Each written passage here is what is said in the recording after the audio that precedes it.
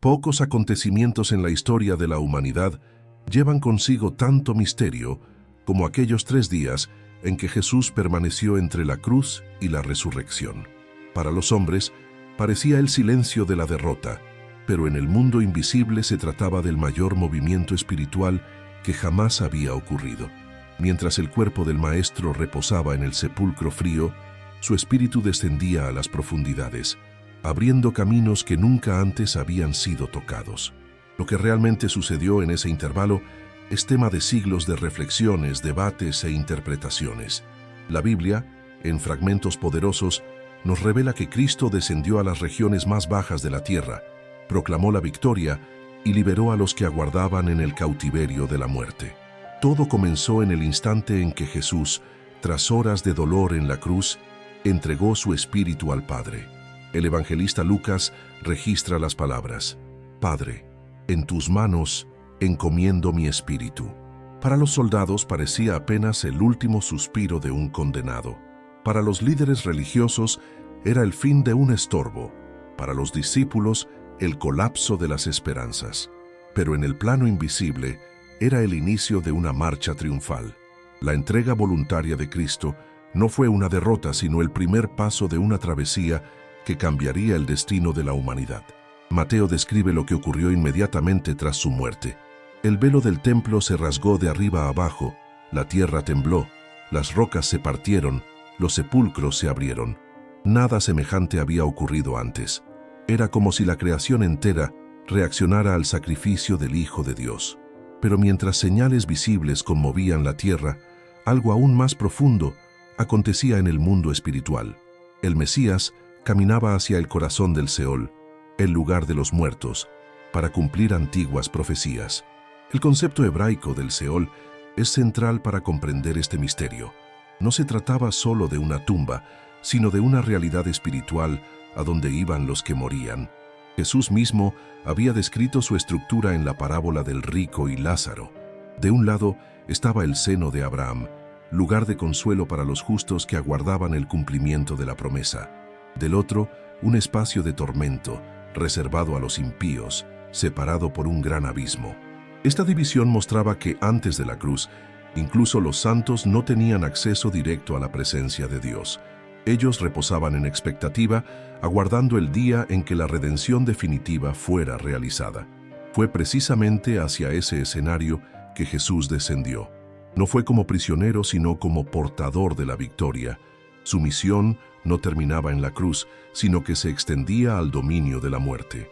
El apóstol Pedro, en su primer sermón tras Pentecostés, citó el Salmo 16, «No dejarás mi alma en el Seol, ni permitirás que tu santo vea la corrupción». Esto significa que Cristo, aunque efectivamente descendió, no permanecería allí. Su estancia sería temporal, pero con un propósito eterno. La pregunta inevitable es, ¿qué hizo Él en aquel lugar? La respuesta aparece en algunos textos del Nuevo Testamento. Efesios 4 declara que, descendiendo a las partes más bajas de la tierra, subiendo después a lo alto, llevó cautivo el cautiverio. El apóstol Pedro complementa diciendo que Jesús predicó a los espíritus en prisión, aquellos que fueron rebeldes en los días de Noé. Aquí encontramos 2 dimensiones diferentes de su obra invisible: la proclamación de la victoria a las potestades aprisionadas y la liberación de los justos que aguardaban en el paraíso. La escena, aunque envuelta en misterio, puede imaginarse. El Cristo crucificado, ahora vivo en espíritu, atraviesa las puertas del dominio de la muerte. Para los demonios, su presencia era inesperada, pues pensaban haberlo vencido. Pero allí, en las tinieblas más densas, resonó la voz del Redentor. No era una voz de súplica, sino de decreto. Él anunciaba que la cruz había consumado el plan divino y que todo el poder de la muerte estaba siendo despojado. La palabra usada por Pedro no es evangelizar, sino proclamar. No se trataba de una oferta, sino de una sentencia. Los ángeles caídos, aprisionados desde el diluvio por causa de su rebelión, oían ahora de la boca del Hijo de Dios que la victoria del cielo estaba sellada. Pero este descenso no se limitó a la proclamación de juicio. También tenía como objetivo a los justos que, durante siglos, aguardaban la promesa en el seno de Abraham. Allí estaban Abraham, Moisés, Elías, David, Daniel y tantos otros que murieron en la fe sin alcanzar la plenitud de la promesa como se describe en Hebreos 11. Ellos habían creído, pero aún no podían entrar en el Santo de los Santos celestial, porque la sangre definitiva no había sido derramada. Ahora, delante de ellos, estaba el propio Cordero de Dios. El Mesías que habían anunciado estaba allí, no como sombra, sino en carne y sangre ofrecidos en sacrificio perfecto. Imagina el impacto de ese momento. Hombres y mujeres que habían sostenido la esperanza durante siglos, ahora contemplaban la realidad. Jesús no estaba allí para consolarlos, sino para conducirlos. La Escritura afirma que Él llevó cautivo el cautiverio, es decir, condujo a esos justos a la presencia plena de Dios. El paraíso, que hasta entonces estaba en las regiones inferiores, fue elevado.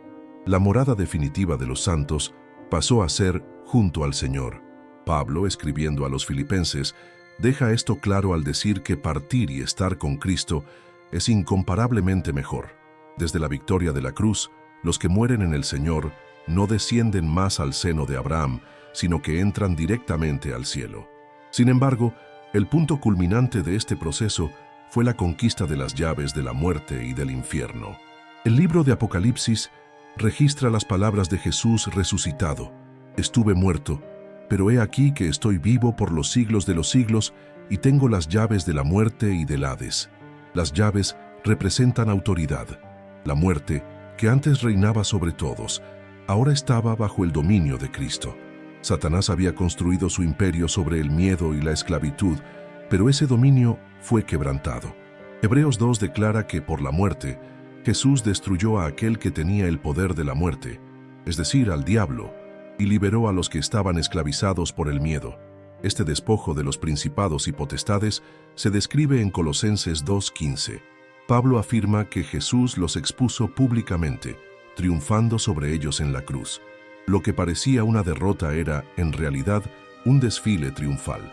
La cruz, que a los ojos humanos representaba humillación, en el mundo espiritual era una bandera de victoria. La presencia de Cristo en el dominio de la muerte sellaba la derrota total del enemigo. Mientras tanto, en el mundo visible, el sábado se desarrollaba en silencio. Los discípulos estaban escondidos, los líderes religiosos satisfechos y los soldados vigilaban el sepulcro. Nadie podía imaginar que, en las dimensiones invisibles, los fundamentos del universo estaban siendo sacudidos. Jesús caminaba en regiones donde ningún hombre jamás había pisado con autoridad. Cada paso suyo en las tinieblas era luz que rompía cadenas antiguas. Cada palabra proclamada sellaba promesas eternas. Y a cada instante, la muerte percibía que había encontrado su fin.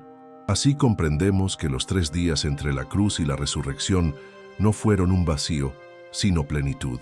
El cuerpo de Jesús reposaba, pero su misión seguía en curso. Él descendió al Seol para proclamar la victoria, liberar a los justos y tomar posesión de la autoridad suprema sobre la vida y la muerte. Este descenso fue tan esencial como la cruz y la resurrección. Sin él, la redención no estaría completa. Con él, el camino fue abierto para siempre. Los ecos de lo que ocurrió en las profundidades durante aquellos 3 días continúan resonando hasta hoy. Lo que parecía solo silencio y oscuridad escondía la más grandiosa victoria espiritual de la historia. Cuando Cristo resurgió el domingo por la mañana, la tierra solo fue testigo del resultado final, pero la esencia de la conquista ya había sido realizada en lo invisible. El sepulcro vacío es la señal externa de un triunfo que comenzó en el corazón de la tierra. La Biblia nos ofrece destellos de este proceso. El apóstol Pablo, escribiendo a los colosenses, afirmó que Cristo canceló el escrito de deuda que era contra nosotros, clavándolo en la cruz. Este escrito representaba toda acusación legal que el pecado levantaba contra la humanidad. Mientras no fuera pagado, el hombre permanecía cautivo a la muerte. Pero al ofrecer su vida sin pecado, Jesús anuló para siempre la sentencia. El acusador fue silenciado, y la humanidad redimida ganó el derecho de acceso a la presencia de Dios. Esta conquista se manifiesta en 3 dimensiones. La primera es la victoria sobre la muerte. Desde Génesis, La sentencia contra el hombre era: del polvo viniste y al polvo volverás. Esta realidad se tornaba inescapable. Patriarcas, profetas, reyes y hombres comunes descendían al mismo destino. Pero en Cristo, esa sentencia fue revertida. Él entró en la muerte para enfrentarla en su propio territorio. Ningún profeta podría hacer esto. Ningún justo, por más fiel que fuera, podría escapar. Pero el Hijo de Dios, sin pecado, pudo no solo atravesar la muerte, sino desarmarla desde dentro. Ese es el sentido de Apocalipsis 1:18, cuando Él declara poseer las llaves de la muerte y del Hades. Aquel que tiene las llaves es quien decide abrir o cerrar. Cristo transformó lo que era prisión en pasaje, lo que era fin en comienzo. La segunda dimensión es la victoria sobre los poderes espirituales. El Nuevo Testamento describe principados y potestades como fuerzas malignas organizadas que dominaban el mundo invisible. Estos poderes se alimentaban del pecado y mantenían al hombre cautivo por el miedo a la muerte. Pero cuando Cristo murió sin pecado, ellos fueron desarmados. Colosenses 2:15 dice que Él los expuso públicamente, triunfando sobre ellos en la cruz. Esta expresión remite al costumbre romano de exhibir a los enemigos derrotados en un desfile triunfal. En el mundo espiritual, la cruz fue ese desfile. El infierno entero vio su derrota estampada en la victoria de Cristo. La tercera dimensión es la victoria en favor de los santos del pasado. El libro de Hebreos recuerda que todos los héroes de la fe murieron sin recibir la plenitud de la promesa. Ellos esperaban algo mayor, y ese algo mayor fue cumplido en aquellos 3 días.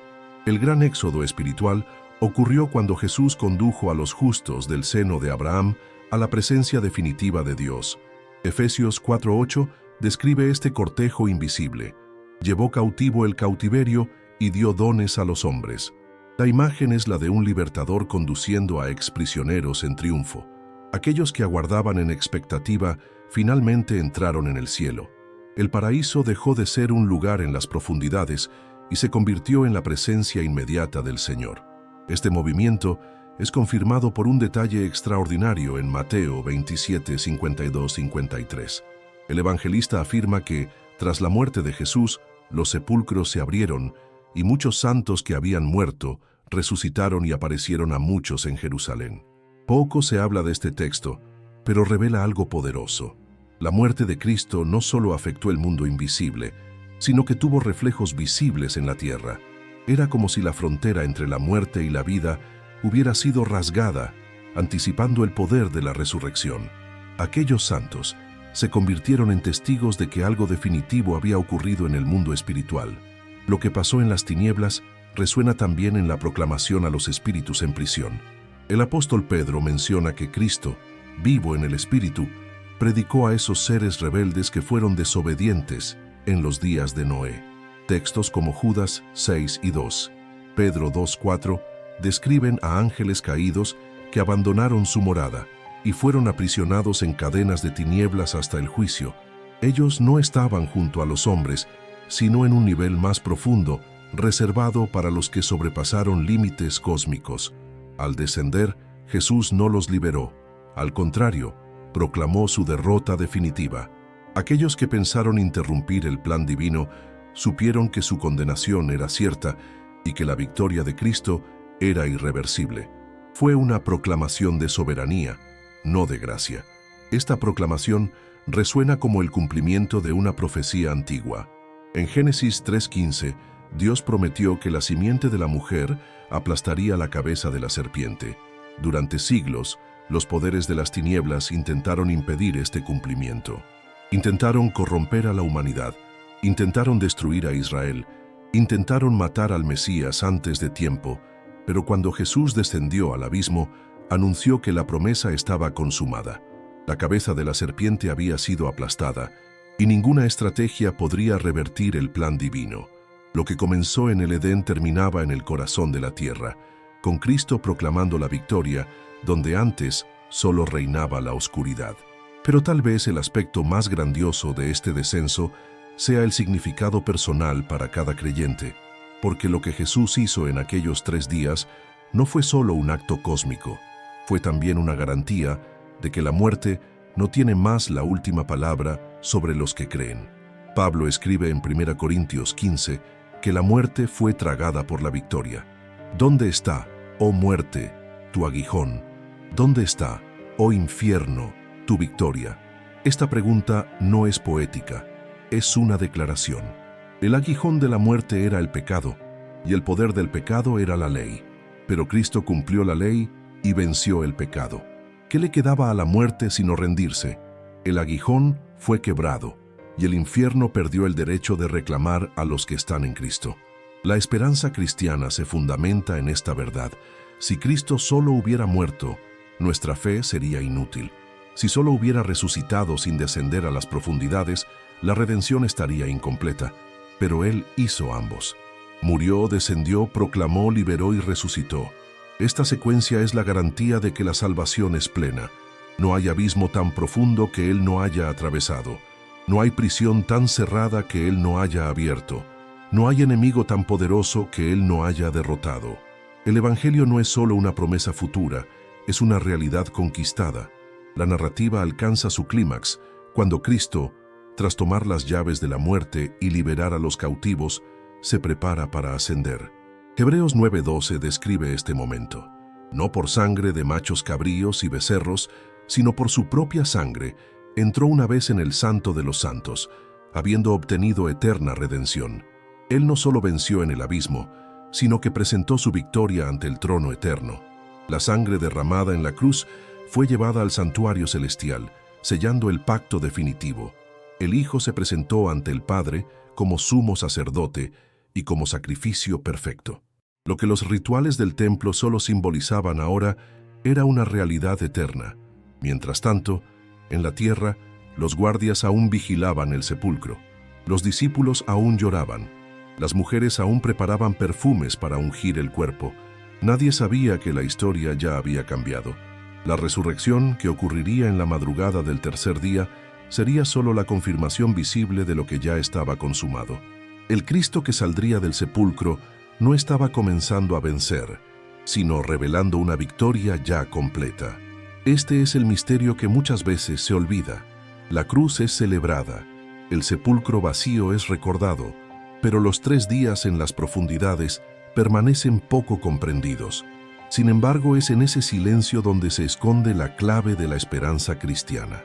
Porque lo que Jesús hizo allí garantiza que ninguno de nosotros necesita temer a la muerte. Ella se convirtió en solo una puerta, y quien la atraviesa en Cristo encuentra al Señor inmediatamente. El seno de Abraham ya no es el destino.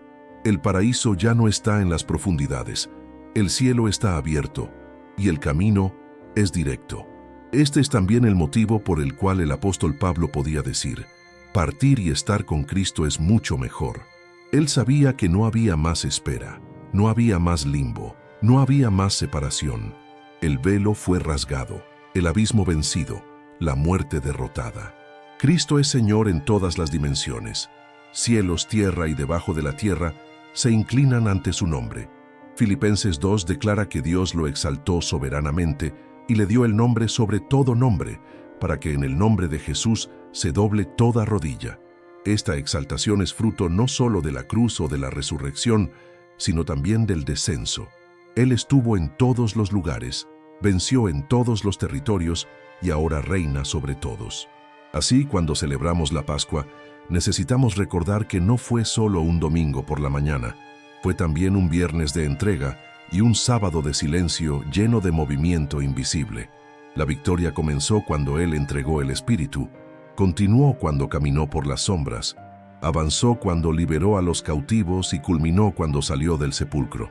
Esta trayectoria entera forma el corazón de nuestra fe. Hoy, cada vez que un cristiano enfrenta el miedo a la muerte, puede recordar lo que Cristo hizo. Él entró allí primero, no como prisionero, sino como conquistador. Él dejó marcas eternas en el territorio de la muerte. Cuando el alma de un justo parte, no encuentra cadenas sino un camino abierto. El infierno ya no tiene autoridad, porque el Rey estuvo allí y tomó posesión de todo. Esta es la certeza que sostiene a la Iglesia a lo largo de los siglos. Aquel que murió vive para siempre, y con Él vivirán todos los que en Él confían.